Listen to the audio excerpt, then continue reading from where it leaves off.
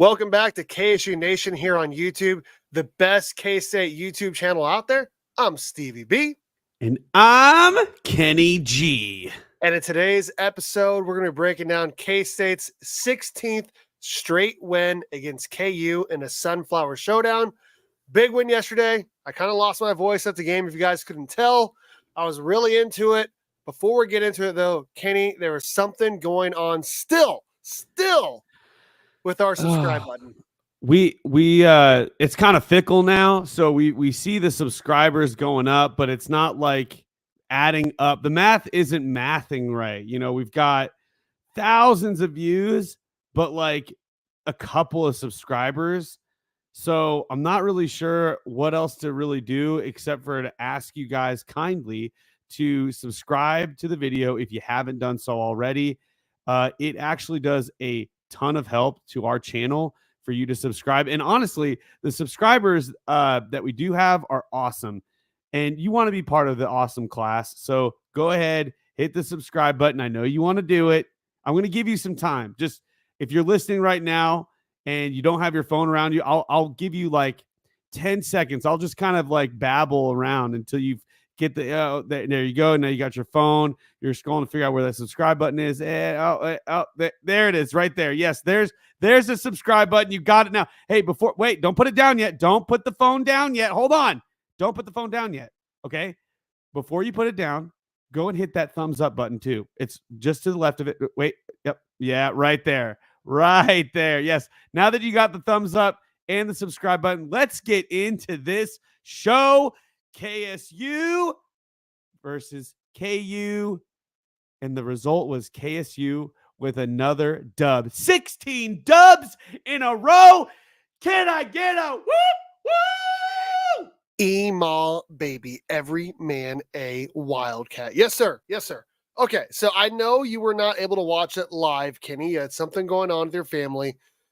I was there, and I'll be honest, as we get into our initial thoughts here, I was not worried until the very end of the third quarter when KU took a 27-23 lead. At that point, I was a little nervous, and then when K-State did not score a touchdown on the next possession, I got really, really, really nervous.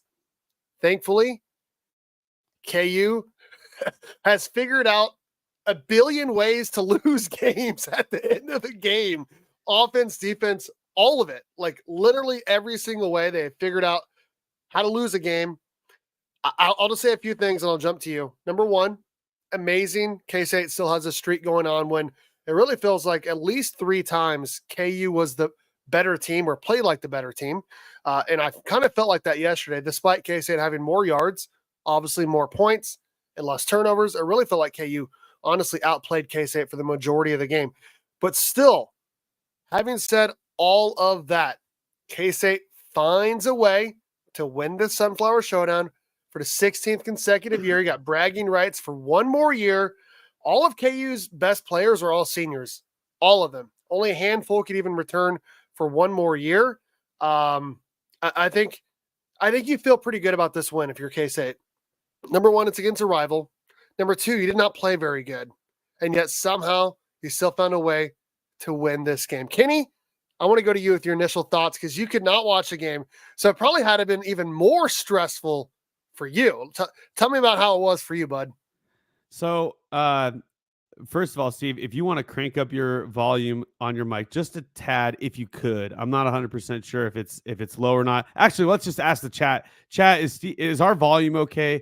I just want to make sure. Maybe my ears are really bad because I just turned it up just a little bit. I'll put the mic a little closer. Is that better? Oh, you sound great. Okay. So let's we'll get to these comments in a second, but my initial thoughts were, so I was actually in Kansas City doing a traditional family thing with my family. I go to World of Fun with my daughter and my wife, and it's for my daughter's birthday. My daughter's birthday is actually in a week, but during the it's like mid-September to all through October, this amusement park actually decorates everything to a Halloween themed kind of thing, and it's really cool. and there's like haunted houses there and everything. And we like to go. And so we went last weekend. It was the last weekend that we could go because they don't do it once October's over. That's it.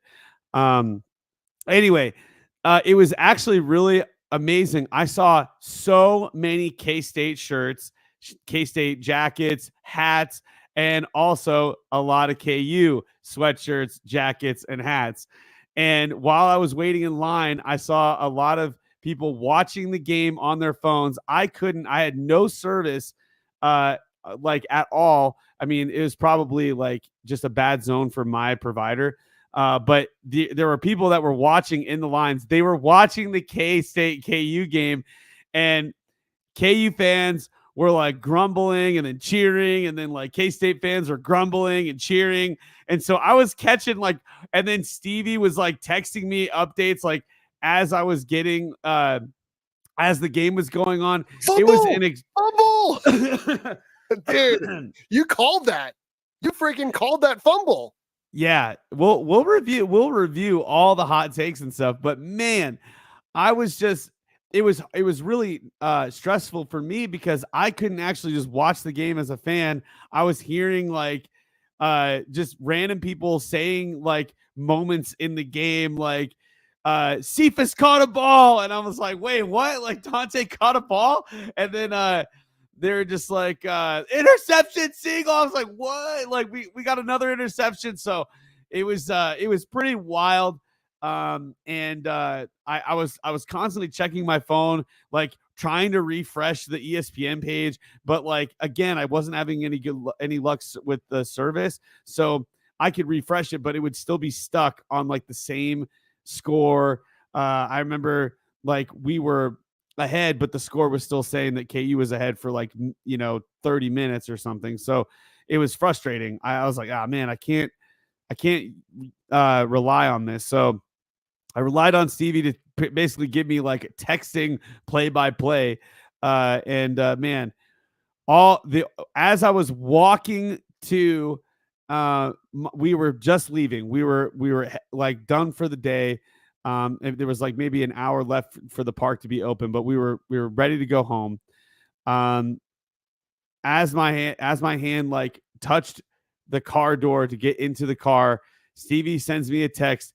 Actually, I'll just read it. I'll read it word for word what he actually said. He goes, and man, we actually did text quite a bit as we went on, but he goes, "Oh my God, we just won 16 straight."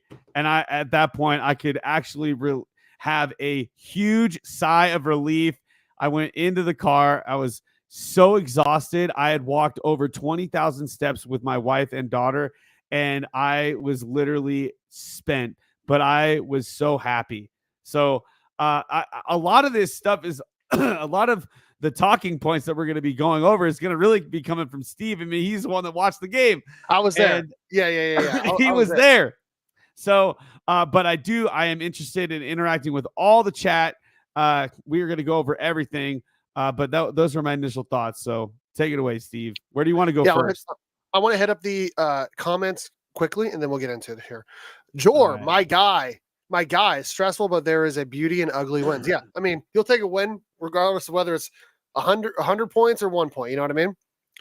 I've never cussed so much during a K-State game. I feel that. I 100% feel that. The talent disparity between our D line and D backfield is huge. I agree. I agree. Honestly, Parrish was getting burned yesterday too. It was wild to see, dude.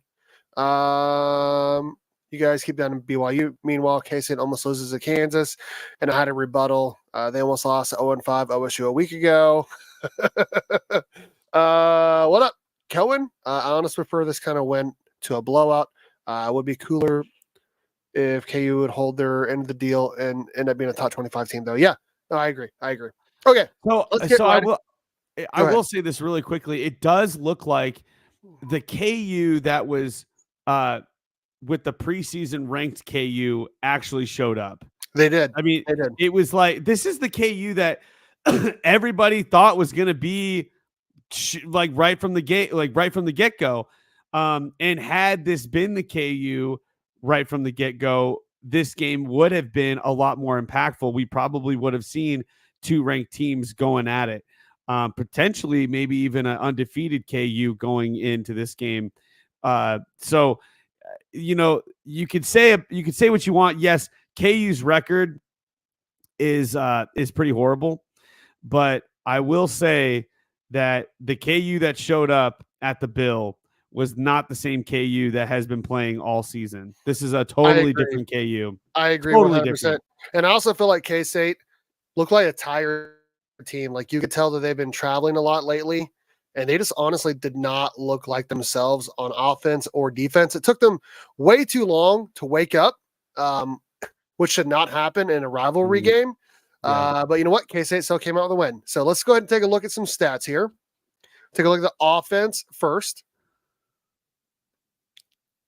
Avery Johnson throws for 253 yards, 2 touchdowns, and on the ground, he adds another touchdown and 67 rushing yards. DJ Giddens finally gets back above 100 yards, 102 yards on 18 totes, including a beautiful 54-yard run, including one of the funniest highlights I've ever seen. Carver Willis running down the sideline like a madman, dude. It was a beautiful thing to see.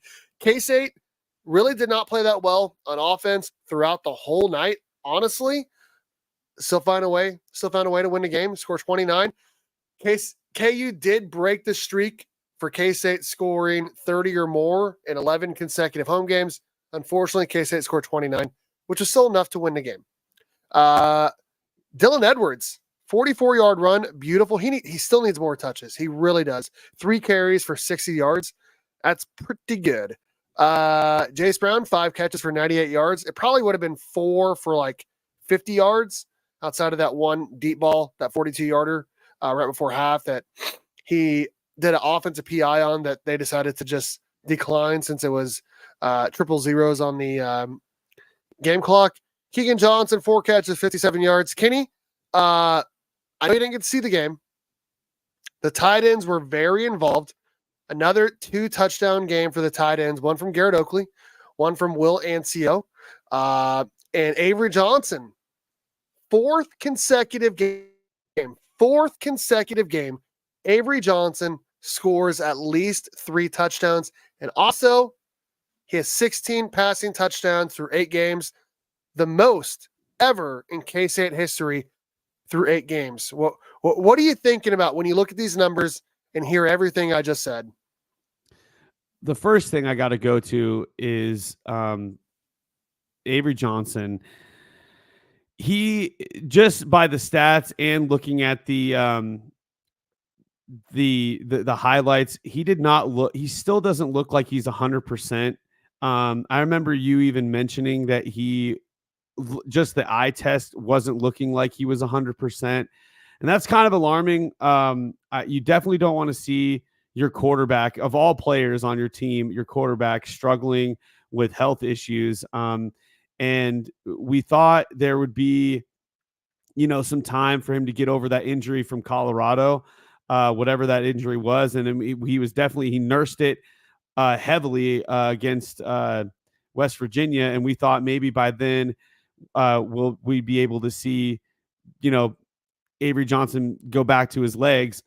But it looks like, even though he did get some running plays, I mean, he got 14 carries. So obviously they were having him run, but evidently he wasn't looking like the quickness. Now, I don't know if this is towards his injuries or not, or it's like you said, the amount of exhaustion that this team has gone through, having to, jump around the United States, the whole country, and having to arrive back home at the hours that I'm working, which is 3 o'clock in the morning, 5 o'clock in the morning, but after putting that aside,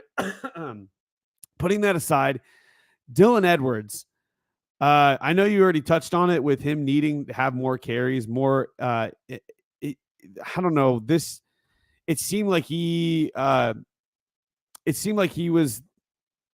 on fire, last night, and 5 touches for 80 yards. Yeah.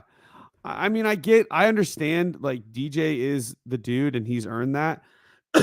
Quite literally. I mean, he is one of the best running backs. We say it all the time.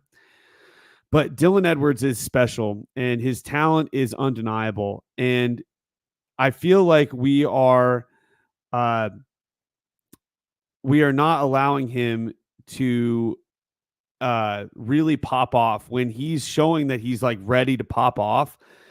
I think that this was a moment where you're seeing a guy who's finding the seams, he's finding the hole, he's finding the yards. And I think it's important for the coaching staff to recognize that. If you got a guy, look, DJ's impressive, and I'm sure he wants all the balls that they're going to give him. But if you got a guy who's just on fire, it's like you got to put him in. It makes me upset, because I get it. Like, you got a star on your team already, and Dylan is a star as well. But DJ's got seniority. He's been with the team since the beginning. And so this is sort of like DJ's team, and you're just going to have to wait in line sort of aspect. But I'm sure DJ, just like everybody else that's in his position, is not going to mind if a guy underneath him is, he has the hot hand, he's got the hot feet, or whatever you want to call it. He's got the stuff that night, and he just, takes it to the house and puts a hurting on. And it looked like Dylan was doing that. It looked like he was really able to see these holes and make the breaks and the cuts that were necessary to get the extra yardage. And I mean, it blows my mind. I mean, DJ definitely had one, of course, but it's a little frustrating that a lot of those carries that he was given were like a couple yards, maybe one, maybe none. They were definitely stopping DJ a lot. And I think going forward, we need to actually incorporate Dylan a lot more in the future. I think we've been saying that all season, dude. We really have. And it's been frustrating for sure. I want to address this really quick. There's so many times that Dylan gets the ball and doesn't get the yards. I mean, when you have 5 touches for 80 yards, I don't know how you can say that. He had 1 carry last night that didn't go anywhere. I don't know how many carries DJ had that didn't go anywhere, but there were a lot. They were stuffing K-State. In fact, at halftime, K-State had 69 rushing yards.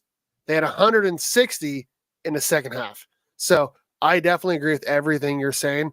It does feel like he needs to be way more involved, at least in a passing game. I like to see him more involved on third down, but it does feel like they're leaving DJ in more to like pass block. And also, obviously, he can still go out and catch a pass. There was one pass he caught, dude, you would have been amazed with. Avery threw him the ball. He wasn't even looking. He like looks as the ball hits him in the hip, and he just puts his hand out there and one hands it onto his hip and like grabs it and keeps running and ends up getting a first down. But yeah, I agree with everything you're saying about Dylan. He needs the ball more. K-State's offense, specifically the offensive line, has got to do a better job. They got to scheme up something better to run the ball better, because they've really not been able to run it the way they want to. The last couple of weeks, we've been having to throw the ball way too much. But yeah, also, I'm not sure why we're throwing it to Dante Cephas on 4th and 11 or whatever it was.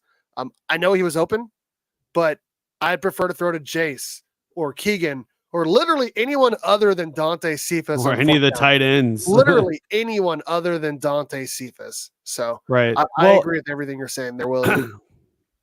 Just to touch on what Curtis is saying here also, like, I agree that especially in games past, Dylan hasn't really had many breakout yardage when he gets the ball. But I'm saying from last game, yesterday, it looked like he figured it out. It looked like he was just on fire.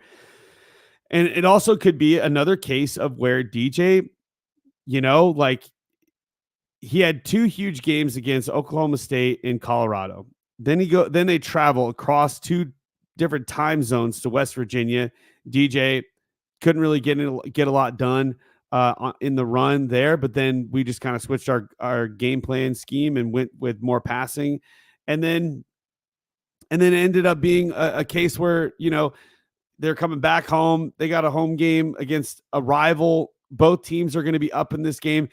It's been said across almost every single platform that talks about K-State KU this week this last week that KU, this game meant more to them than K-State for the first time in a very long time, that this game meant more to the KU team. And really it was just like to to put another tally on the the streak for us.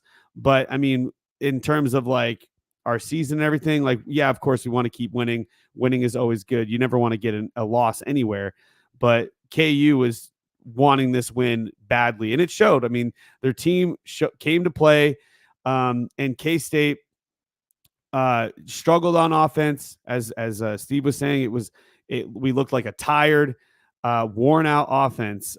Could not get a lot done, but we ended up still somehow miraculously getting more total yardage than KU. Yeah, So, I'll pull there you those have it. stats up. I'll pull the stats up right now. Yeah, K-State ended up having, I think, 482 total yards. Let me pull it up here. Yeah, 482 to 401. The third down were frustrating as hell. K-State was 6 of 15. At one point, KU was 7 of 8 on third down. They finished 8 of 13. K-State does have some nice balance here when looking at the stats. 229 rushing, 253 passing.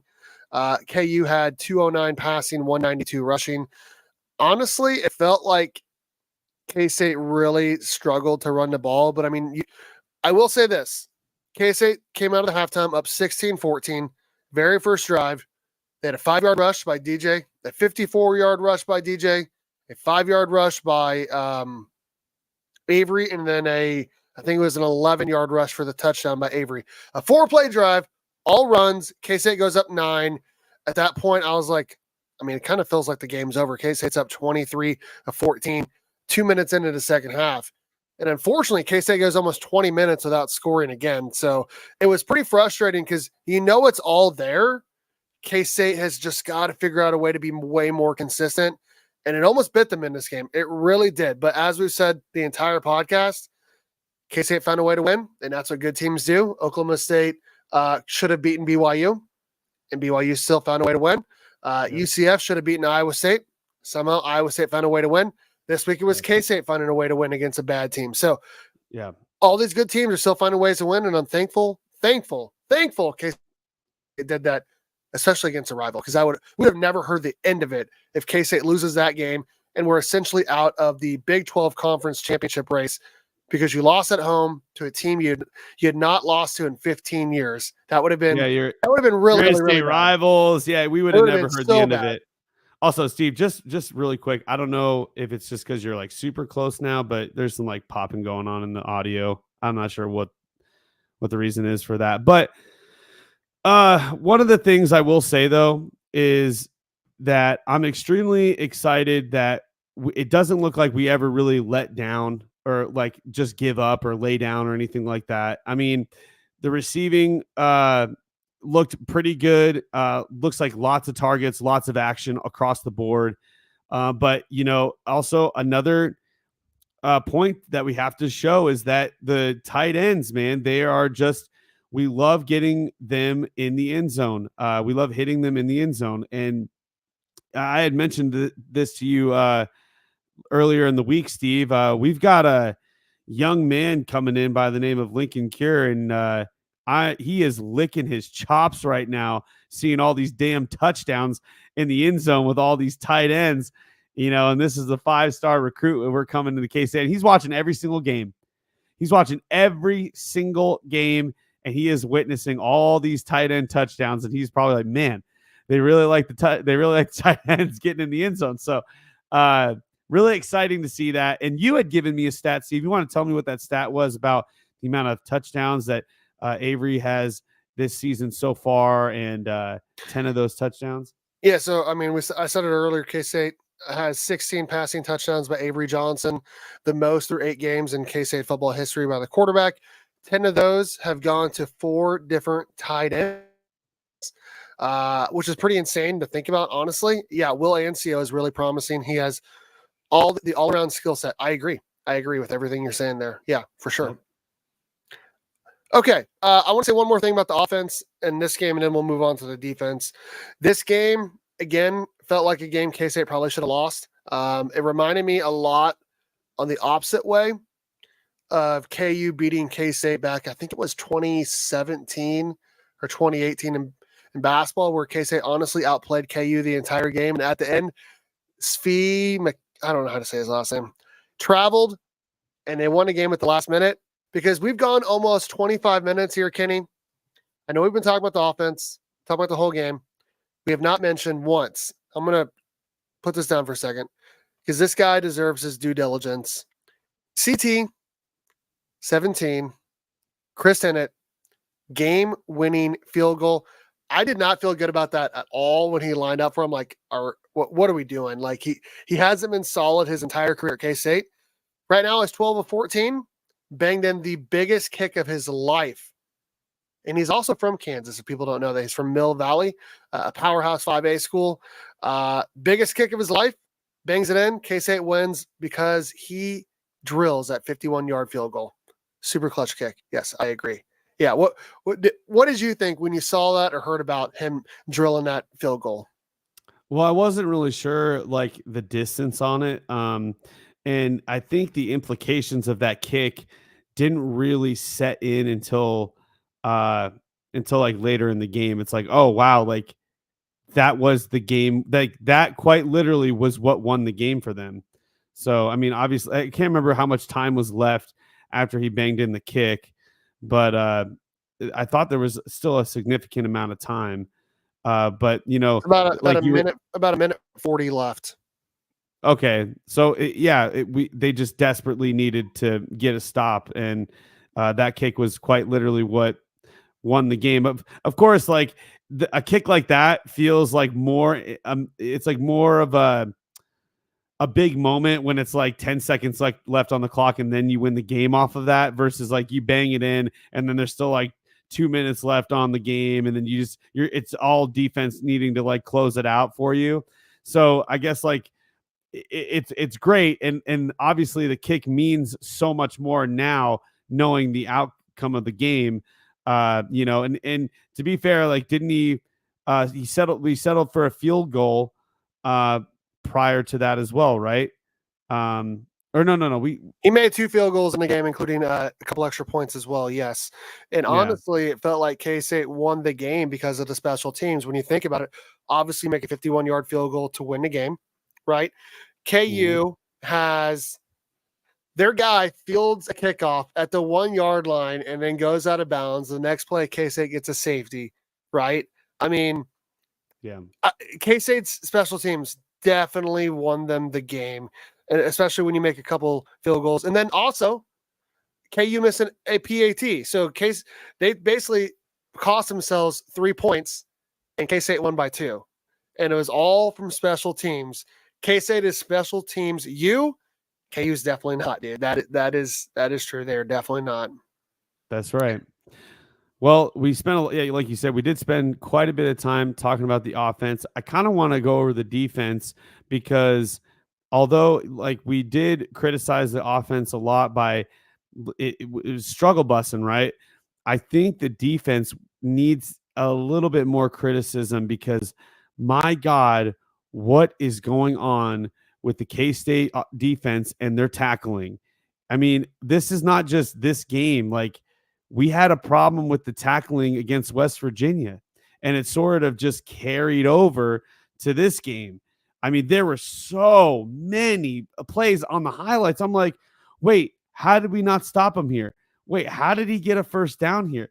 He broke like all these tackles. Like, oh my goodness, it was not pretty at all. The defense struggled a lot. I mean, you even said yourself, Jacob Parrish getting burned. Since when does that happen? Garber and Parrish got burned a lot. Garber got burned way more often than Parrish did. And then Jordan Riley, I don't want to say too much. I don't want to say anything too negative, but man, he has really struggled this year, and he was really struggling in this game, specifically trying to tackle. Yeah. So, I mean, across the board, the tackling did not look very good. There were moments where obviously our defense showed up big, getting the safety, closing out the game with the last 2 minutes left. I mean, we saw what happens on the other end with KU when it's on the other end. KU needs to get a stop, and then that team doesn't get the stop. And then the team that KU goes against goes down and scores a touchdown. But K-State's turn to make a stop, and we make it happen. So you can't be too harsh on them, but it is kind of alarming to allow a team like KU. Again, this is not the same KU that has been playing all year. They looked so much better, way more cohesive. Daniels looked incredible. Like he didn't look like he was rusty at all. I mean, he looked like JD6 again, which is crazy. And they ought to be excited for the future games. I mean, they're going to be going against Iowa State, BYU, Colorado. They've got the gauntlet coming up on their schedule. So it's good for them to kind of get this new spark of life. And we'll see what happens with their season. If they're just going to lay down for the rest of the season. Was this their Super Bowl? Were they just giving it everything they had for this weekend? Or is this something that they're actually going to continue? It's kind of crazy to say that, but they are literally going to be playing spoiler. Like I said last podcast, they're going to be playing spoiler for the rest of the season against these other teams. I'm not afraid to say it. This is the best, 1-5 team in the Big 12? Yeah, they're 2-6 overall. Yeah, this is the best 1-5 team in the Big 12, period. Like, yeah, absolutely. Very, absolutely. very talented. I want to say a few things about KU. Number one, K-State made a ton of miscues, a ton of mistakes.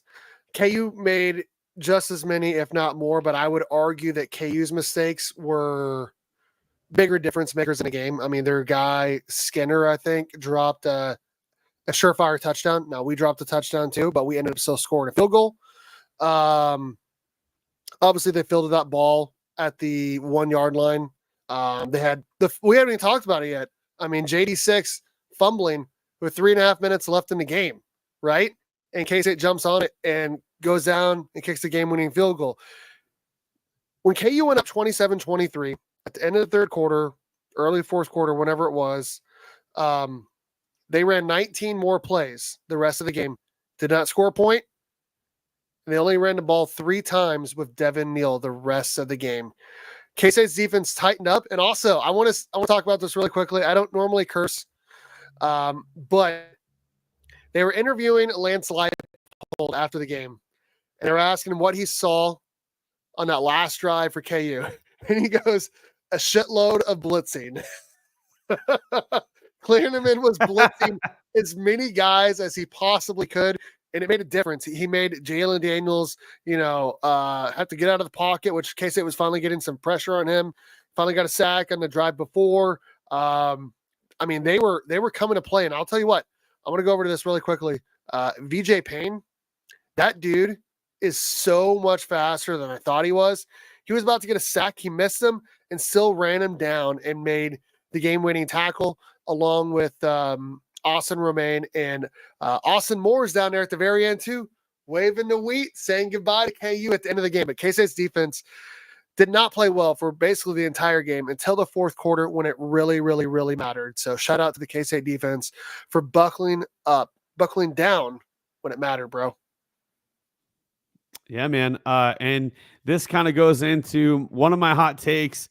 I was expecting this to happen the week before. That's why I double dipped the hot take.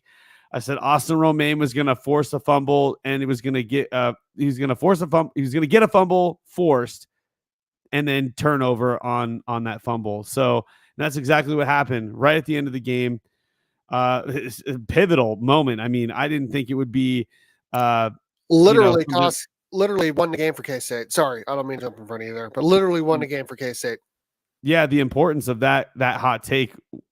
Sometimes we'll just do a hot take and doesn't really, if it happens, it's like, oh, that's cool, but it doesn't really dictate the game. But this was quite literally what dictated the win for K-State. I mean, there was a slew of other things. I mean, it's not all just one play, but that allowed us to be in position for us to be able to kick that field goal.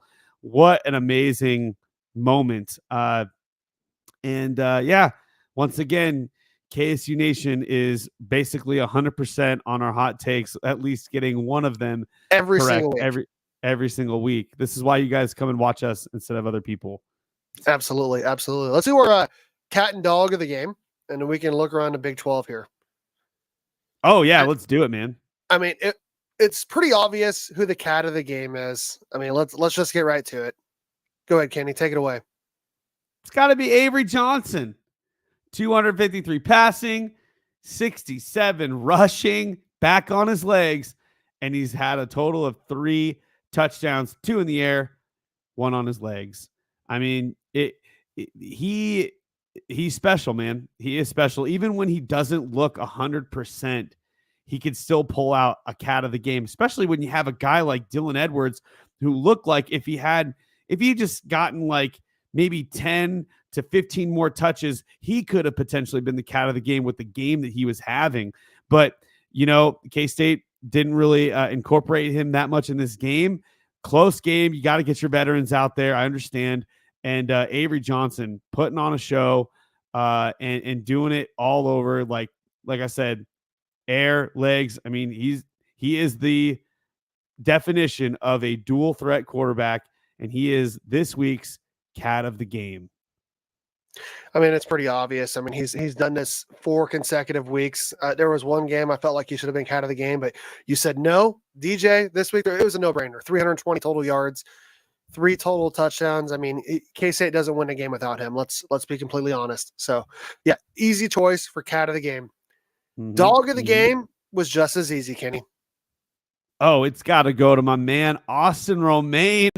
I mean, he makes the pivotal play at the end of the game, knocking that ball out, getting the forced fumble, the turnover, and then the go-ahead field goal right after that. I mean, leading the team in this game with 6 tackles. He's also leading the team for the whole season in tackles by a large amount. I mean, it's like he's got everybody else by like 30 or 20 something or almost 30 tackles total. I mean, I think he's got like 50 something for the season so far. Next closest to him, I believe, is Siegel with around like maybe 30 or something like that. But I mean, he's just a beast. He is everywhere. It looks like he's extremely healthy. I mean, I love him, man. He is actually slowly becoming a favorite of mine. I mean, Jacob Parrish is still my favorite, but Austin Romaine is the guy. You know, he is quite literally captain material. I mean, he just is a stud, man. He's a playmaker, and he's doing it for the Cats this year. I mean, I'm so happy he's on the Cats or he's on the K-State this year. And honestly, it feels like K-State's got 3 linebackers that could be up for all Big 12 awards, you know, on first team, second team, third team. And this guy would be number 1 among all 3 of them. He's been stellar all year. I love to see the improvement he's made from his freshman year until now. It's been impressive. It really, really, really has. I did not see that coming at all. But this was a pretty easy choice when looking at the dog of the game, the defensive player of the game. We're looking at the picture right here. This is the picture that he hits Jalen Daniels and causes the forced fumble. Brendan Mott jumps on it, and K-State gets enough yards and kicks a game-winning field goal. K-State does not win without Austin Romaine. Also the leading tackler on the team, not just for the year, but for the game as well. So, and he was also a part of that safety. You know, there was it was him and the defensive player. I forgot his name. You had mentioned it, but Damien Leo, the D that's tackle. Right. There was a lot of people that were around the area during that safety, but it was really those 2 guys that made the initial contact to bring down the runner and get the points, you know, and that's the amount of points that was the difference between the 2 teams. So lots of praise to Austin Romaine this week, and he becomes the second defensive player with more than 1 dog of the game. It is him and Mott now. And also for cat of the game, just so you guys are keeping up and keeping track, Avery Johnson and DJ Giddens are now tied with 4 cats of the game. Easy peasy. We're going to skip grading each position. We're just going to move on to week 9 here in the Big 12. Okay. It was an ugly game, and everybody gets to see. Yeah, basically, unless you're Avery or Austin Romaine. So yeah. Let's take a look around the Big 12 here for week 9. Make sure you guys like, subscribe, tell your friends. We need everyone, if you're a Big 12 fan, K-State fan, anyone to subscribe to the channel. We're getting all the views. We've seen a couple more subs. Here we go. First game up is a game we just got done talking about on our main podcast. K-State wins the Sunflower Showdown for the 16th consecutive year, 29-27. Kenny, K-State's a good football team, and good football teams find ways to win at the end of football games. That's right. I mean, nothing more to say there. It was an ugly game, but it's going to be it's hard to win when you come to the Bill, and that's for everybody. And KU knows more than every team in the Big 12 how important it is to come prepared against K-State at the Bill.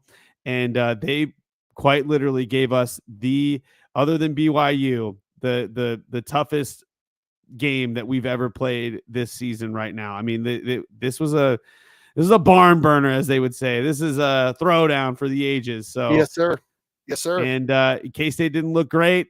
A lot of mistakes on both sides of the ball, but K-State, the Cats come out. So come out with the dub. And K-State fans can talk smack for another 365 days. Still, it's been since 2008 since KU has beaten K-State. I mean, if you were born in 2008, you can now drive a car.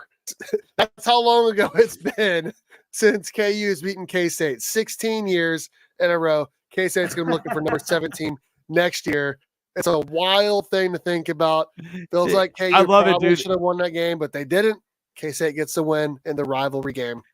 I love it because then it's going to be like, then you're going to be able to die for your country. You'll be able to vote for the president. You'll be able to drink alcohol. Like three presidential terms, dude. You'll be able to, when we get to like 25, it's like you can now rent a car. Like, hey, just keeps going crazy, on and dude. On. Like it's when 30 wins in a row goes, and it's like now you've basically been on your third divorce or second divorce. Like, it's wild. But yeah, K-State gets a win 29-27, keeping the streak alive. 16 consecutive wins against in-state rival KU. Moving on. Here we go, Steve. The trilogy. The trilogy. Hey, right. First of all, I want to say this first, and then I'll let Steve go. Okay. I predicted BYU to win. Okay, so I had my issue when it was the Arizona game. I felt look, everybody did not think Arizona would be this bad, but they are that bad. And to be fair to Steve, UCF did give Iowa State a run for their money. And BYU was going to have to travel 2 time zones, but UCF, man, they are a bad team. I don't know what else to say, but they're a bad football team. They're a really bad football team. Go ahead, Steve. Okay, here we go, BYU fans. I'm sorry. For the second time this year, third time this year, second time for sure. Third time probably overall because I also picked K-State to beat BYU. So, I'm sorry. I picked BYU to lose. I thought they were going to lose for a couple of reasons. Number one, they played like crap against Oklahoma State at home. Should have lost that game, just like K-State should have lost against KU. They did not. I thought UCF had turned a corner considering how well they played at Iowa State a week before. Turns out their defense is still trash. Turns out they still don't have anyone that can throw a forward pass. So that's an issue for UCF. But yeah, this is embarrassing for me to pick BYU to lose when they won by 2 scores here. I still don't know why. Maybe I got caught up too much in the fact that UCF was favored in this game for some crazy reason, but Retzloff went off in this game. He looked impressive. I mean, BYU is a fun team to watch. They really are. I mean, they're scoring 24 points and a half. They're scoring touchdowns in 30 seconds right before the half ends. I mean, they're a really, really, really fun team to watch. They have good quarterback play. I mean, they're doing freaking fake field goals on the road up multiple scores. I mean, they're a fun football team to watch. And I'm sorry I picked against them, BYU fans. It's my fault. I will not pick against them again until they play K-State, hopefully in the Big 12 championship. But yeah, this is the trilogy of I'm sorry to BYU fans. It's going to be a whole damn series. Listen, Steve, I don't want to let you off the hook just yet because you did say in your last podcast, you said you guarantee they are going to lose one of these two games. You said it's either going to be UCF or Arizona State. You said you guarantee they will lose one Okay, all of right. those So two we games. might be going for like a Spider-Man 4, Avengers 4 here then. No, it's the trilogy, but the third movie split into two parts. Is that what you're saying? Breaking Dawn Part 1 and Part 2. It's an Infinity War Endgame. That's what it is. Yes. Yes. Listen, BYU, congratulations. Not only did you win the game on the road, listen, impressive win. It's hard to win on the road, but UCF is as a dumpster fire. I don't know what was going on with Iowa State. Iowa State is still on fraud alert for me. But BYU is now currently ranked in the top 10, and it is well deserved. You guys deserve every single moment you guys are getting this season. You have some of the best fans. Oh, yeah. And Steve, here's a little something funny. So I ran into a buddy of mine that works at Best Buy. And if you're watching, what's up, dude? He told me that he went to Provo. Does his name start with an M? No, it starts with an R. Oh, okay. Yeah. So he told me that he went to the BYU game, and I asked him about. I was like, so like, is it everything they say? He's like, dude, it was actually, it's so surreal. Like the BYU fans are the nicest fans in the world. Like he said that they literally, the band was playing the Wabash, like their band was playing the Wabash. And they also prayed for the team. They prayed for K-State. That's wild. And they were giving out free ice cream to everybody that was a K-State fan. Yeah, and Brett Hammer talked about that. We already knew about that, but I forgot, honestly. I honestly, I forgot about that too. But he was like, yeah, there was a guy out there just chucking free ice cream cones to people in the K-State fan stands or whatever. And then he said there was a BYU fan behind him, and he's like, this guy needs one. And I tossed him. Oh man, it's bizarre. It's so bizarre. But honestly, you love to see a wholesome team like have the season that they're having. You know what this season kind of reminds me of? Their season kind of reminds me of the TCU season, the 2022 TCU season. Everyone's talked about that. Everyone's talked about how reminds them a lot of TCU from 2 years ago. Yeah. I guess I hadn't heard that. Yeah, I honestly did not hear that. I was just thinking about it the other day. I'm like, wow, like TCU kind of feels the same way where they were like not really projected to be this great, and then they ended up getting to the actual championship game. So it's pretty wild. But congratulations, BYU. We're not going to spend too much more time on this game, but congrats to the BYU team. You guys are top 10, top 9 in the college football rankings. And that's actually going to come out in a couple of weeks. I think they're like 9, and like the coaches with AP, which just came out today, which K-State won and they moved back, which of course always happens. Iowa State didn't play and they moved back. So it is what it is. But yeah, BYU, hoping we play them in the Big 12 championship, but I'm sorry again. Moving on. Oklahoma State loses 38-28 at Baylor. Baylor's figuring out a way to win some games, man. I mean, they did it a week ago at Texas Tech. They beat Oklahoma State here. I think we both picked Baylor to win this game, and they did. And I don't know, man. I don't know what to think about Dave Aranda, because their offense is figuring it out. I still feel like their defense has a long way to go, but they're 4-4, and they've already played Iowa State and BYU. They don't play K-State. So I mean, they really have a chance to go 8-4, 7-5. I mean, which would be a huge deal considering how bad they were a year ago. So Yep. I mean, I'm glad I didn't pick Oklahoma State to win. I mean, when it's the Bowman show, you're looking at an Owen show, if you know what I'm saying. Like you're going to get a complete L on this team, and Oklahoma State is insane. Like if you would have told me that Oklahoma State was going to go to the Big 12 championship game and then start their season off with 0 wins in the first 5 weeks of Big 12 play, I wouldn't have believed you. I wouldn't have believed you. Not when Ollie Gordon's like junior year after he just had an insane year the year prior. I would have said you're lying. You're lying to me. But Baylor, man, advances to 4-4, 2-3 in conference play. I mean, back-to-back wins. I mean, needed that. Dave Aranda needed that. I mean, big time. Absolutely. Shout out to Ben Westgate with a $9.99 super sticker, dude. Our first super chat on the channel. We appreciate you, Ben, so much. Like this is awesome. This is really, really, really awesome of you to do this. And if you want to put a question into the chat, we'd love to answer it or talk about it. If anyone sends us a super chat, we'll definitely spend some time talking about it. Thank you so much, Ben. First super chat, super sticker here on the channel, Kenny. What a champion, Ben, my man.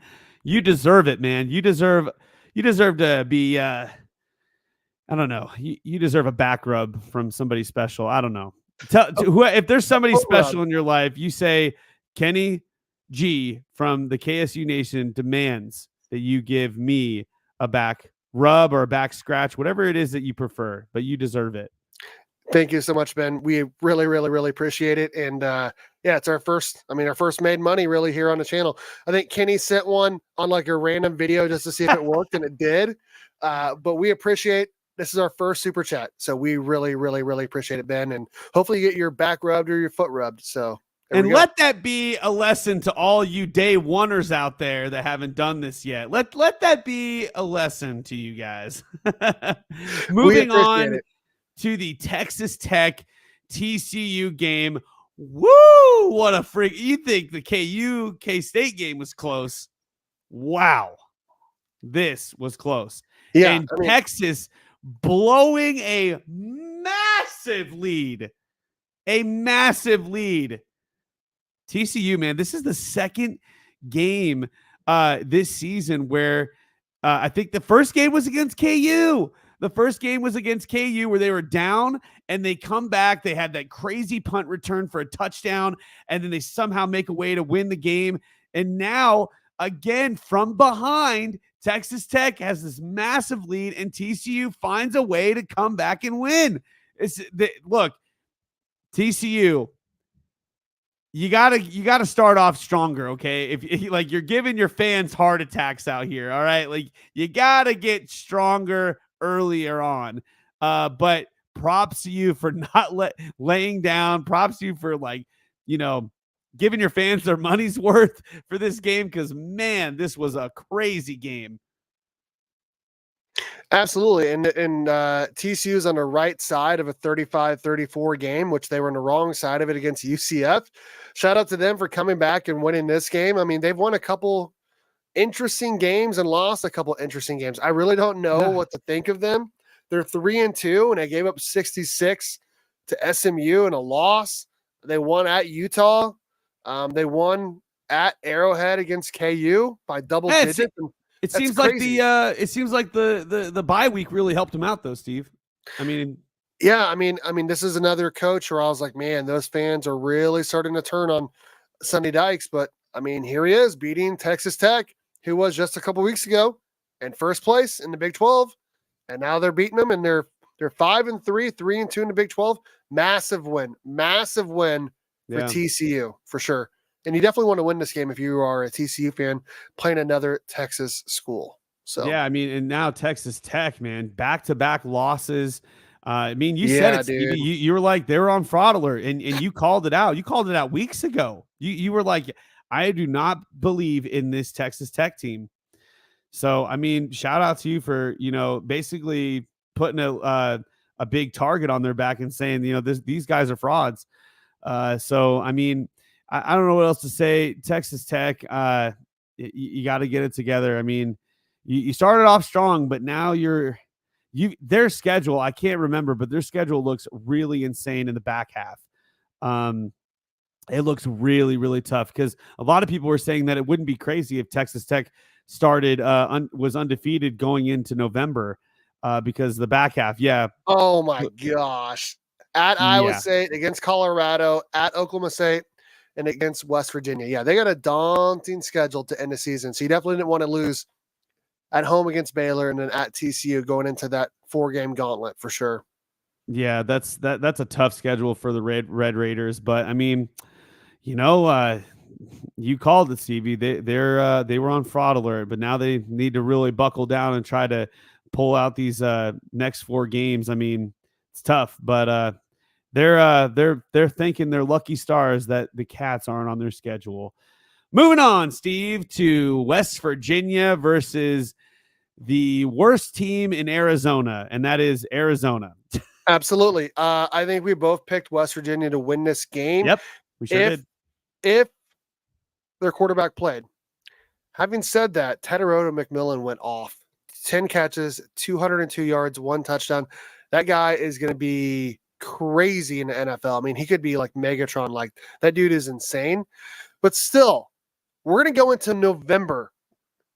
Going into November, Arizona has still not won a home Big 12 game. They're 3-5. Brent Brennan has been an absolute mess, a disaster of a hire. This is embarrassing for them to keep losing like this. 3-5, 1-4 in a Big 12. I don't know what more you can say. Having said that, on the opposite side, as Damon Newell said here, Neil Brown doing just enough to keep his job. 4-4, 3-2 in the Big 12. Have a chance to go 8-4. Lose All some 3 of them. I mean, they're beating bad teams and losing to good teams. So, yeah, I mean, big win for them. Bad loss for Arizona. Would you say that West Virginia is kind of like the gatekeepers of the Big 12? I would say so, yes. They're like the gatekeepers of the Big 12. Like they keep the dumpster teams down where they belong, and then the good teams where they belong. So if you want to be a good team, you got to beat West Virginia. I mean, that's basically it, or if you want to have if you're expecting your team to go bowling that year, let's just say that, then you got to beat West Virginia if they're on your schedule. So anyway, absolutely. Guess who predicted the Houston Cougars to beat Utah? And that was me. Shout out Kenny G. I predicted it. I don't even think Houston fans predicted it. Houston fans didn't even predict it, dude. Go back and watch the freaking film. I predicted Houston to win. I can't even remember the score, but I think it was something like 21-17. I think it was like a low-scoring game. You did. So I almost got the score down too. Roll the tape. Roll the tape. roll the clip. Roll the clip. Utah stinks. Welcome to the Big 12. I wish I would have clipped that out and pulled it up because that would have been awesome. But yeah, you definitely picked Houston to win. I did not. But yeah, welcome to the Big 12, Utah. They're lucky they're not playing K-State. They are lucky. And their schedule is, have you seen it the rest of the way? I mean, they're already 1-4 in a Big 12. Check out the rest of their schedule here. I know they play Iowa State. They have in 2 weeks, BYU at Colorado, Iowa State at home at UCF. They could go 4-8. They really, really, really could go 4-8, dude. That is so sad. I mean, listen, their fans came in firing away, and next time, why don't you wait till your team is good before you start talking trash? That's all I got to say. All right. That's all I'm going to say. Wait till your team is actually good before you say you're going to run the Big 12. Okay. Yeah. And I want to say something about, next week already. K-State is favored by 12.5. That feels kind of high considering what K-State just did at home against KU. But I know Houston got blown out by KU. But Houston also beat TCU, which is crazy, right? And then they beat Utah, which is crazy. Listen, I don't want to look too we're far into it because we're going to do a whole episode on it coming up. But and by the way, it's going to be a new time.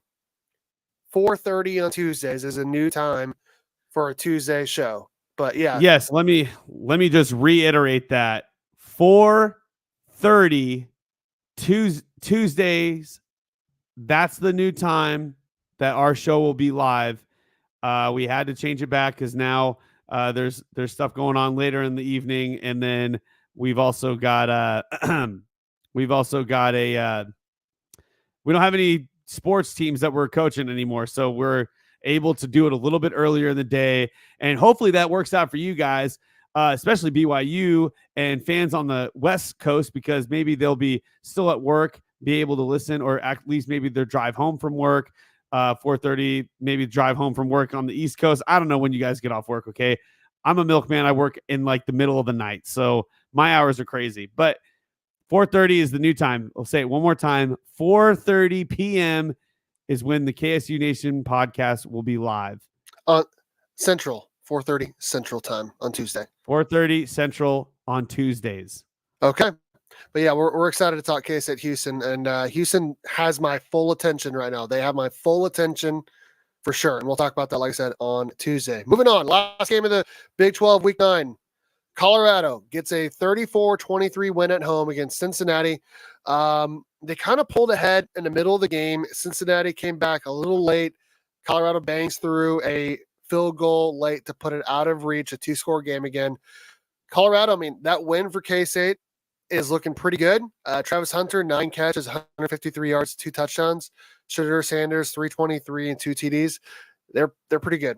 They're a pretty good football team. Their defense still has some question marks. K-State does as well. But I could see them easily going 9-3 or 10-2. So they got a good football team. They do. They're going bowling this year. They're going bowling this year. And they're ranked. They're ranked now, 23rd. And they're currently ranked. Again, props to Colorado. I mean, they're proving the naysayers wrong again and again every single week. You know, they're showing them that that they're not a team to be overlooked. So I still don't like the nastiness of the fans, but we can move past that. Look, if you got a good team, you're excited about it. You want to be excited about it. So, and it's really those 4 teams in the Big 12 that are, you know, they're the teams to watch. BYU, Iowa State, K-State, and Colorado. Those are the teams to watch in the Big 12. So anytime those teams are on, have a game, your eyes are glued to the screen, because that is like, you want to see what's going to happen in their game. This was basically a make or break game between Cincinnati and Colorado. I mean, the winner of this game was basically saying like, hey, why not us in the Big 12 championship game? And with Colorado pulling out the dub, I mean, it basically pushes Cincinnati to the side, and now they're going to be on the outside looking in, asking themselves, what if? Because before this game, they were only 4 points away from being undefeated. And so now they're 3-2, and they've got a tough schedule later on. So they do, and I mean, we both picked Colorado to win this game. I think Cincinnati fans are not too upset, honestly, with the loss. They're better than they thought they'd be at this point. I mean, they still have opportunities for some big wins down the stretch, for sure. But yeah, that's a great win for Colorado. Like you said, why not us? But just to piggyback on, we did call Colorado to win. So a lot of those comments bashing us, telling us we don't know what we're talking about, or that we think Colorado's trash. We predicted them to win this game. We did. Can you guys just stop it with the nonsense? We're not that biased. Like, we're not that biased. We're pretty objective when we talk. I mean, listen, I predicted Houston to win. Okay. Like, and they got it done. So listen, it's not, I just wanted to point that out. I want to say something else really quickly about Colorado and also Iowa State and BYU as it relates to K-State. So the top 4 teams in the Big 12 are pretty clear cut. I mean, and we're going to go through the power rankings here in a minute. BYU, Iowa State, K-State, Colorado, probably in that order, honestly. K-State is the only team that plays any of the other teams. K-State not only plays them, they play each of those 3 teams, all of them, on the road. Iowa State does not play any of the other teams. BYU does not play any of the other teams. Obviously, Colorado doesn't play any of the other teams. But yet, somehow, the schedule makers have K-State playing all of them on the road. So if K-State can somehow win at Iowa State, finish 11-1, go to the Big 12 championship game, I don't think it should even matter if they win or not in the Big 12 championship game. K-State should be in because their schedule is insanely hard. So they've had the hardest schedule of any of those contenders by far. It's right. Yeah. And if KU didn't screw the pooch in the beginning of their season and they were ranked, that would have made it would have made the season even more impressive for K-State. But we can't complain about it. It is what it is. K-State manages to get these dubs, and we continuously manage to get disrespected week in, week out. So all we can do is just keep getting W's. But like you said, Steve, we've played all of the best teams in our conference. And listen, Cincinnati is up there. Arizona State is up there. We play them also. Yes, we also played those teams. We don't play Texas Tech. Well, they're starting to fumble. We don't play BYU. They're trash. We don't play Utah. They're trash. Oh, you said BYU. Oh, sorry. Baylor. Oh, okay. That's a massive. That's about the umpteenth time you've done that this season. I'm really bad with all these teams and the abbreviations and all. Like it's just it's tough. Yeah. So all right. Anyway, all that to be said, you're gonna like my power rankings. Let's get to the power rankings, which is the best. Everybody's favorite part. Everyone loves power rankings. Let's get to the Big 12 power rankings post week 9. Make sure you guys like, subscribe, tell your friends. We're trying to get to 1,000 subs so we can get fully monetized. If you are a Big 12 fan, please subscribe. And you know what? This is why people bringing thousands of views. This is why people come to KSU Nation first, because we're the first to put out our power rankings. Everybody else waits a couple days. You know, they see the AP polling. And I feel like that's this is what drives me crazy about other podcasts, is that they follow the narrative so much with these other teams. They don't have a mind of their own. They just literally regurgitate the same exact crap that everybody else puts out, because I don't know, it's just easy to copy and paste, I guess. But to actually have a mind of your own and to actually like put out what you actually think because you actually watch the games, that's something that they need to start doing. Which brings me to my first ranking, number 16. We're going Oklahoma State University. You guys are terrible. Absolutely. I agree 100%. I think it's pretty obvious who 16 and 15 are. I'm going to Utah at number 15. I think you'd probably agree with me. Yeah, they're like fighting Oklahoma State, but the thing is they have to be above them because they beat them at home. But yep, I mean they really want to be dead last though. The Utah fans, they said they were going to run the Big 12. What they really meant was they were going to run it from the back. They're running the caboose. They're running the caboose. They're running the caboose of the Big is 12. An 0-5 team. The only team they beat is 0-5. Yeah, I got Utah 15 as well. They've looked god awful. In fact, K-State is the only one of like the top 4, I think, that has actually shown up this season. I was picked in the top 4 of the Big 12. So exactly, we're of all the teams with the preseason predictions, K-State is the only one that has shown up to actually prove that like the preseason rankings weren't absurd. You know, they're the team that actually came to play, you know, like it's so to speak, against the preseason ranked teams, obviously. So number 14 for me is going to be Arizona. Oh man, that I disagree. I disagree. But I'll let you go and make your spiel here. Well, the only team that they beat was Utah. Okay. That is true. To me, that is true. I'm going to put UCF number 14. I mean, they can't throw a forward pass. Their defense is terrible. They're just a bad team. So no, it's true. I get that, but at least UCF put a more competitive game against a really good team. Arizona has not shown to be competitive at all against teams that are better than them. Like they cannot, like teams that are better than them when they played against, Colorado. They couldn't even score. Like, what did they score? Like 7 points or something? They scored 7 against us. They are not a good team, dude. They're horrible. So, but at least UCF can put up points and they can actually attempt to give a good team a run for their money. Like they almost beat Iowa State in Ames 35-38. That's crazy. UCF is number 13. Okay, moving on. I'm gonna go here. I'm gonna put Houston at number 13. Even though they just won against Utah, I still don't think they're a very good football team. I mean, I still remember 2 games in a row they didn't score a single point. They got beat down by KU by 4 touchdowns. I still think they're a bottom 4 or 5 team, or maybe even bottom 2. But right now, I got them number 13. UCF 13. Okay. All right, number 12. I have to put a 2-6 team in the bottom. I just do. Now they look very, very good against K-State, specifically on offense. Their defense did just enough as well to keep them in the game, but they're still making too many mistakes down the stretch. I mean, they've led late in almost every one of their games, and they don't know how to win close games. They're 2-6 for a reason. I gotta put KU number 12. Yeah, I'm gonna go Houston number 12 for me. Okay.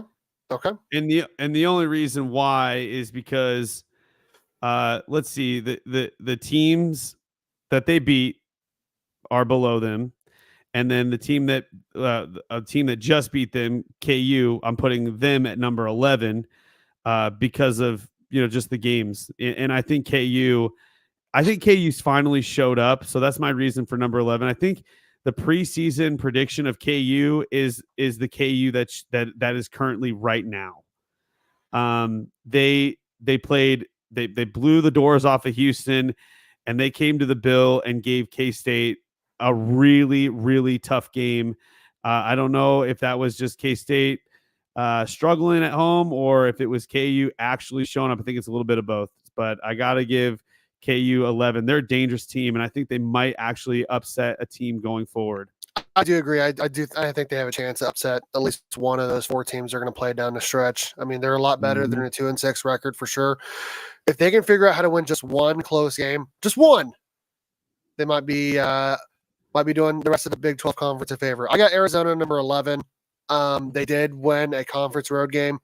KU has not done that this year. In fact, their only wins are against Houston and an FCS team, so that's why I had them number 12.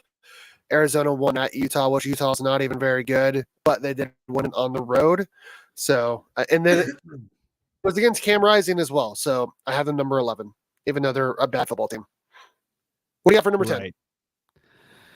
Okay, so this is where it gets a little bit dicey. I'm gonna have to maybe put TCU at number 10. They I know like I know they beat Texas. Oh, actually, hold on. Texas Tech. We'll put Texas Tech at number 10. That is who I was gonna put at number 10 as well. Yeah, I think TCU has to be number 9. Basically, Texas Tech, you called it weeks ago. They're on fraud alert, and they have not been looking the greatest since then. They fired off great. I mean, they started off amazing, and it was kind of but mighty what's the quote again? Have the mighty have fallen or something like that. They were like number 1 at one point in this season, but they lost to TCU, and TCU is struggling this season. And I don't know. The Red Raiders. You talked me into it looks like the Red Raiders have a defensive problem. They got to get it figured out. So yeah, you talked me into it. I was going to go Baylor there, but I'm actually going to go Baylor number 8 here. They're 4-4. They've already played some tough teams, but really their only conference wins are against teams that I have ranked below them. So, I mean, that number 8 is still the top half when you really think about it. I mean, 16 teams, my goodness, 8th is still top half. So I got Baylor number 8, even though their defense is still not very good. They figured some things out on offense. Honestly, they should be 3-2. They should have won at Colorado earlier this year. They should have, but they didn't. So I got them number 8. Yeah, they're really kicking themselves on that loss. And again, I've said this before. I think that loss to Colorado, I think it carried over a few weeks. which is, unfortunate for them, It did. because It did. you hate to see a team kind of, let a loss carry over like that. And look at the difference between a loss, the loss that Baylor took against Colorado and the loss that K-State took against BYU, and the teams, how they bounced back, or the lack thereof. And now Baylor is taking a little bit for them to start bouncing back, but they almost scored, 60 last week, and now they're was that them, right? They're the team that almost scored 60, I'm pretty sure. Yeah, they scored 59 against Texas Tech a week ago. Yep. Yeah. I mean, Baylor is starting to figure it out. So they really, I'm putting them at number 8 too, just so you know. I was waiting for you to officially say it. So yeah. They're looking great. They're starting to look pretty good, and they actually might be one of those teams. I put them up there with KU. They might be one of those lower bottom half teams that might actually upset a team that is ranked higher than them in the power rankings going forward. Okay, moving on to number 7. I'm going to do West Virginia here. I mean, their only conference wins are against Arizona and Oklahoma State, which, again, are bottom half and of the league KU. teams. Yeah. West Virginia hasn't played KU. Oh, yeah, you're right. They have. You're right. They have. Yeah. So, all 3 of their wins are against bottom half of the league teams. So, yeah, I have them number 7. I do think they would beat Baylor. So, yeah, it's tough. Arizona State didn't play, and Arizona State lost, right? No, they lost to Cincinnati. They lost to Cincinnati. They did. Okay. So I thought that was West Virginia. Never mind. So I'll put West Virginia there at number 7. I think that's a pretty solid place to put them. Again, what our whole thing was that they're the gatekeepers, so you got to keep them at the gate, which is the very start of the next 8 teams. So they are the gatekeepers. Baylor, they're holding down the gate. They're holding down the gate. KSU's trying to get in. They're trying to get in, but they're like, you ain't on the list. You're not on the list. Yeah. Baylor's holding down the bottom 8. West Virginia's holding the top 8. So absolutely. And that's all we got to say. I mean, congrats on their win. Going to number 6 really quick. I got to fix my mic. What do you got? Number 6. I'm gonna go ahead and I'm gonna throw down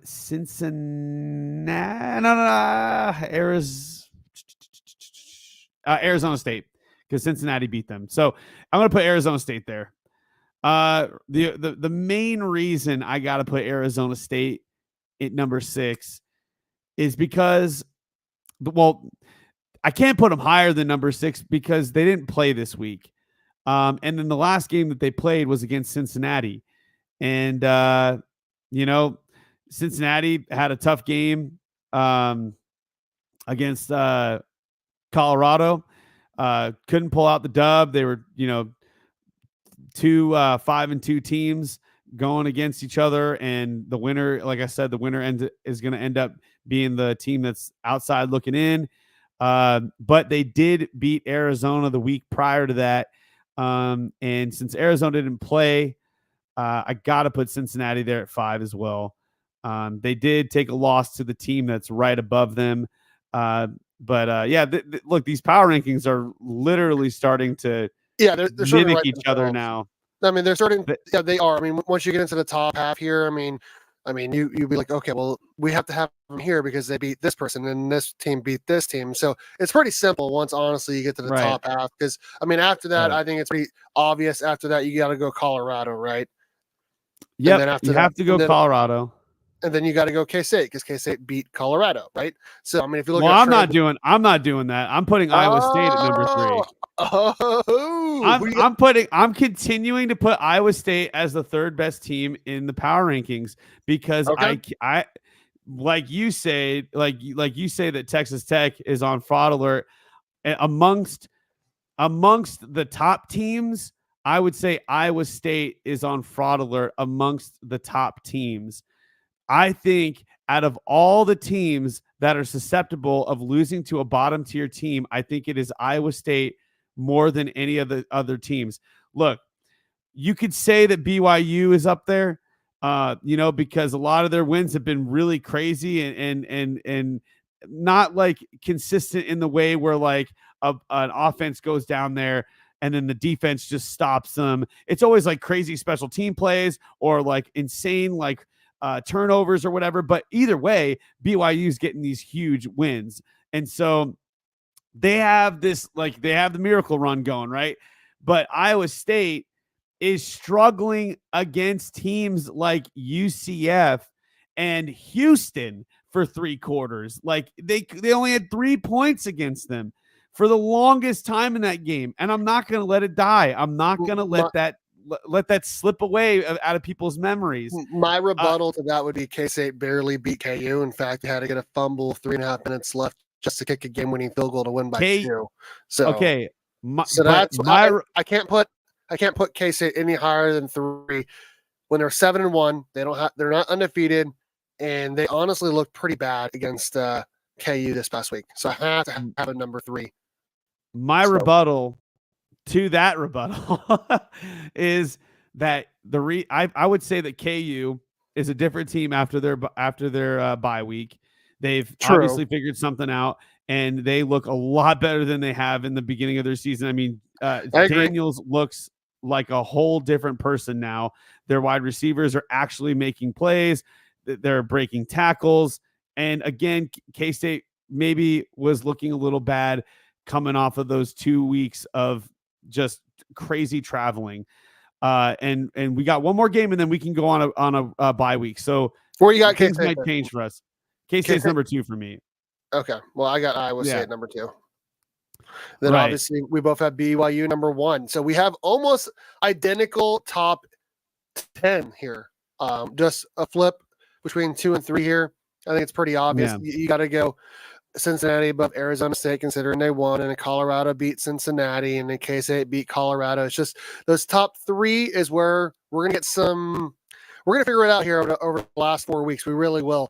I wouldn't be surprised if any of these teams loses 1 or 2 more games. I think they said right now, because of the unbalanced scheduling in every single league, this is the most 1 or 0 loss teams ever in the top 25 through week 9 in like poll history. So it's crazy.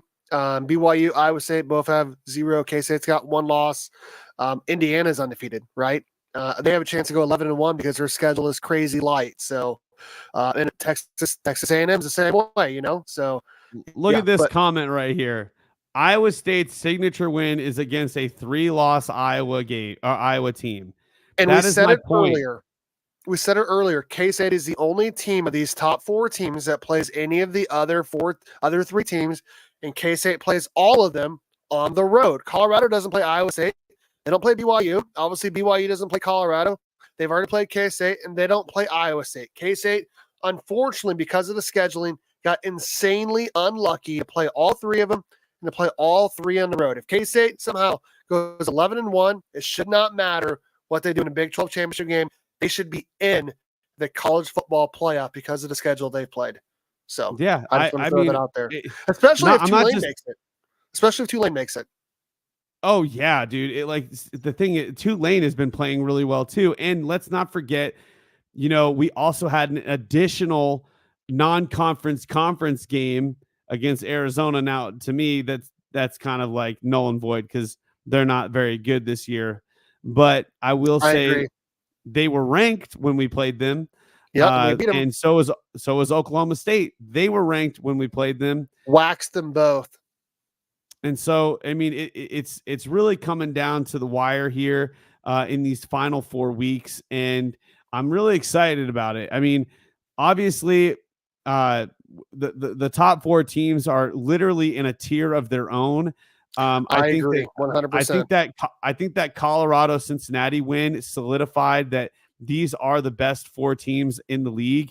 Now, that doesn't mean we could just like overlook Cincinnati and Arizona State. I mean, K-State plays both of those teams coming off their bye week. And then, of course, before we go on our bye week, we go against Houston. And, every game still matters. I mean, because of how close this is, how close this race is. And look, this is what happened kind of like last season. If BYU gets a loss, which I hope they don't, if they get a loss, it's going to throw everything out of whack. I agree. And we really need BYU to go undefeated, and then that game against Iowa State is going to mean literally everything. It's I going to agree. mean everything, and it's going to be so fun too. It is. And Everyone's it's going to be fun. 12. It's going to be fun for two reasons. One, because the implications are whoever wins that game goes to the Big 12 championship, obviously, and then possibly the go-ahead winner or whatever, or whoever goes to the college football playoff regardless. But also, last year's K-State Iowa State game literally meant nothing. The implications of that game meant literally nothing. And so the fact that it's going to be a really fun game is for those two reasons. Like last year it didn't mean anything, but now this year it means everything. And then, you know, it's just awesome. It's such a and then also that game is going to lead into, you know, the very first game of the season the next year. You Absolutely. Know, so it's all just gearing up to be a really awesome, fun end of the season. And I just can't wait for it. And then just want to, can you zoom in a little bit just to get those people that want to take a snapshot? I do here in just a second. I just want to name them really quick. If we're going to name the top 4 teams, I mean, this is the championship contenders tier, right? Obviously, the top 4 teams, that's the championship contenders teams. 5 through 8, I would call that on the outside looking in. Those teams are on standby, waiting for the teams in a championship contenders to make some mistakes. 9 through 12, I would say those are bad football teams. They're not good. They are not good teams. And then 13 through 16 are really bad football teams. So if we're going to name them, that's how I would name them. Yeah, so I would say maybe like 5 through 9 is what you said. 5 through 9 is on the outside looking in. So yeah, 5 through 9. I would predict 5 through 9 being like the bowling teams, like teams like sure. they're probably going to go bowling. Honestly, top 10 I bet all top 10 goes bowling. Yeah, I could see that. I mean, it's potentially, you know, it's within their grasp, right? I think if anything, you know, like there is a potential there, barring that, you know, people don't. What teams are completely out of the bowling? I think it's none. Oh, none okay. That's right. I said this earlier. BYU is the most fun Big 12 team to watch right now. They're doing fake field goals or scoring touchdowns in 30 seconds right before the half. They're a fun team. They're undefeated. They're the best team in the conference right now, without a doubt. So they are definitely a fun team to watch. Yeah. Tech, Utah, KU, and Arizona crapping the bed this season, put everything on its head. I agree. Yeah. I disagree with this statement. Okay, you want me to zoom in? I don't know if I can. You totally can. I can, but like it's gonna make it so you can't see every team. So that's right. That's about as good as we're gonna get, because I can't get rid of this top area. Unless all right. Well, I could take a screenshot and then I could pulp the screenshot. How about that? Either way, I just wanted to have it there for people just to watch or to see or clip it out or whatever, and post it if they wanted to do that, just for reference. But I want to give a huge shout out once again to Ben Westgate for our very first super chat. We definitely appreciate you. Our super sticker. Absolutely. You are a damn game changer. This man is a champion. So shout out to Ben. We appreciate you for that one. And then also everybody who has subscribed, we appreciate you as well. And everybody who's watching, who has watched and told people to watch this as well, we appreciate you. So again, we will be back on Tuesday at 4:30 p.m. For the game, Houston and K-State. Houston is hosting K-State, so K-State's going back on the road, but at least they don't have to travel to a different time zone this time. Oh my, you're muted, Stevie, but what is going on here? This guy, you're still muted. Stevie, you're still muted. That's embarrassing. Thank you so much, Ben. You are absolutely freaking amazing. I can't believe we got 2 super chats tonight, Kenny. That's what's up, bro. That's what's up. Listen. Ben he's the man. All right. He's on a heater. He's on a heater. What happened? Like, did he get lucky tonight or whatever? And he's just like spreading the love. Like, what is going on here? He went out and bought a winning Powerball ticket, and he's like, you know what? I'm gonna spread the love. Ben, we appreciate it. You get a back rub and a foot rub from your favorite person tonight. Hopefully. Yeah, KSU Nation is rocking tonight. Yeah, I agree. Ben, you are amazing. If anyone else wants to send us super chats, we would appreciate it as well, because we got our first 2 super chats tonight, both from Ben Westgate, $9.99 each. Thank you so much, dude. This is amazing. Last look at the power rankings. Here it is. The week 9, or what is it? Week 10, I guess. Yeah. Post week 9. Post week 9 power rankings. There it is. That's it right there. There's mine and Stevie's right there, and then the current standings based on record and all the rest. So yeah, it's the Big 12 is super fun, man. I love this conference. Absolutely. And it never fails on the entertainment aspect. And I like it more now that Oklahoma and Texas are gone. We don't have to cater to anyone, dude. It's awesome. Oh man, it It's really so much you know what's it is, and It's a level Oklahoma playing is field.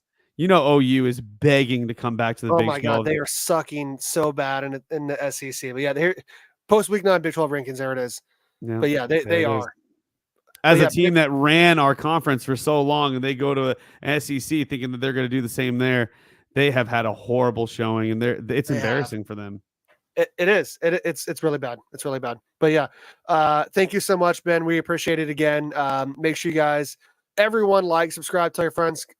Please subscribe if you've not already done so. We're trying to get to 1,000 subs because we got like 55,000 views. If we got 55,000 people to subscribe, we wouldn't be asking it for everyone. So, oh my God, we got another one. Kenny. These are firing away. The chat is firing away at these. Oh what is my happening God, right now? dude. The chat is popping off. Curtis with the Ferrari. Dude, I want K-State. I want K-State to beat KU every week. This is amazing. Everybody's so generous right now. They're like, K-State won. Let's throw some money out. This is amazing. This is amazing, dude. Thank you, Curtis and Ben and everyone watching. Dude, this is awesome. I did not expect to get any super chats tonight. So to get 3 of them from 2 different people is amazing. Thank you, Curtis, so much. Is popping off, man. This is the fire emojis. Absolutely. Yes.